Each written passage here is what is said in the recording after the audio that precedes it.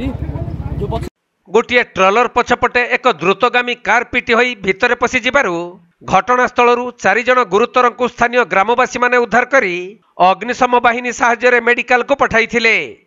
तबे मेडिकल रे जनकर मृत्यु होइथिबा बेले अन्य 3 जन गुरुतर को भुवनेश्वर एम्स को पठा जाइछि।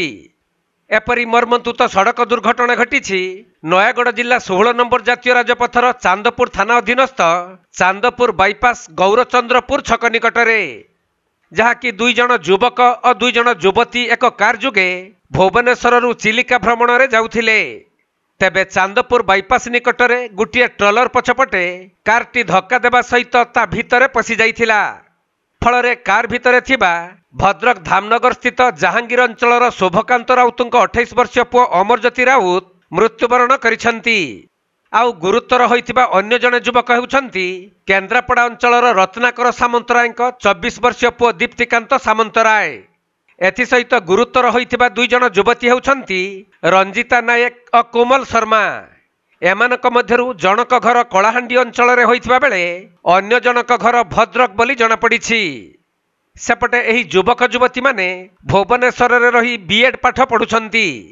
तबे आज छुट्टी थिबारु मौज मजलिस करिबा पई परिवार लोकंक अगुचर रे एमाने चिलिका भ्रमण रे बाहरी थिले।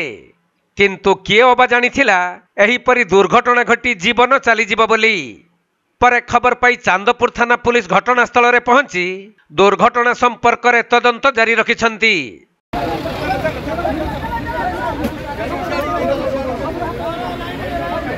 तीन जन को मेडिकल को पठा गला बच्ची तीन जन एई पैकेज कोन बच्ची तीन जन।